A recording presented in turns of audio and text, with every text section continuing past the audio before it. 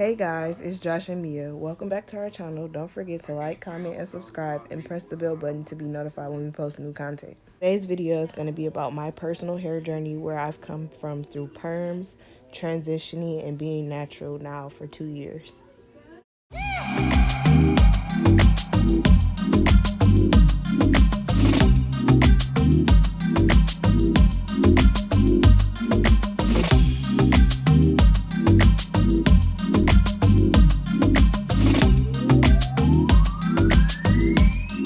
I am December of 2012. I had a fresh perm, and as you guys see, my hair is super short. It's ear length, and that was the only length that it had ever been for a long time.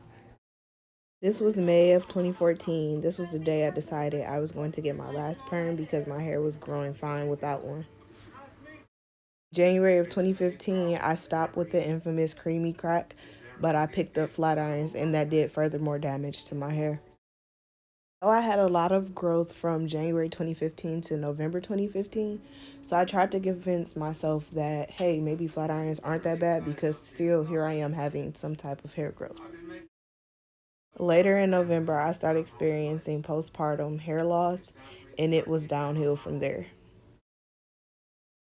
In early December, my postpartum hair loss had gotten so bad that I had to change the way that I part my hair from side parts to middle parts just to hide how bald my hair was on the sides. January 2016, my curls were fried beyond recognition. There was no helping this at all. By late January, my bald spot had finally grew all the way in. I was super excited, and at this point, I still wasn't convinced to put down the flat irons. I started seeing a little bit of growth, and my bald spot had finally grew out to about 3 inches. It still was growing here, and my hair was almost mid back length. At this point, I should have been convinced to let go of the flat irons, but the proof was not in the pudding for me. I knew nothing about going natural. And my curl pattern just started to get worse and worse and worse. Here, I was like, okay, I think I want to wear my hair curly, but it just was so damaged. It looked disgusting. So I decided to just go back to flat ironing my hair because that was the only thing that I knew at that point. And in January of 2017, my hair had grew a lot from the previous year. And then I decided to put a sew-in in.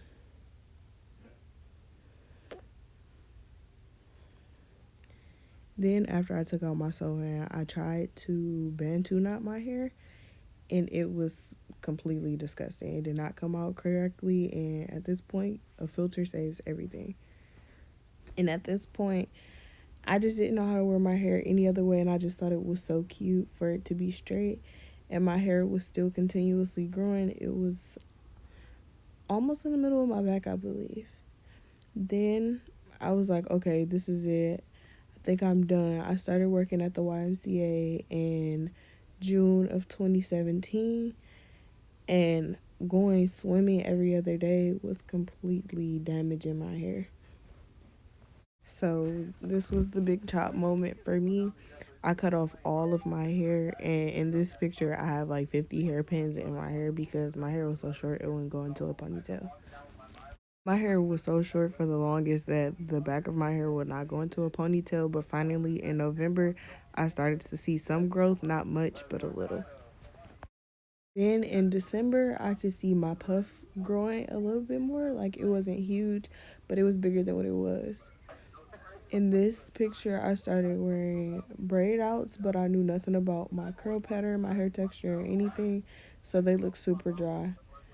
I also tried to do a wash and go, and my hair was so dry, it didn't retain any moisture.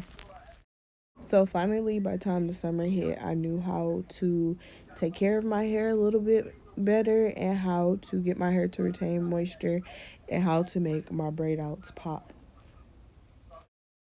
This point, I just wanted to do a length check just to see how much my hair had grown since I cut it all off. Then from the summer heat, I just decided to just protective style it and see how much my hair would have grown.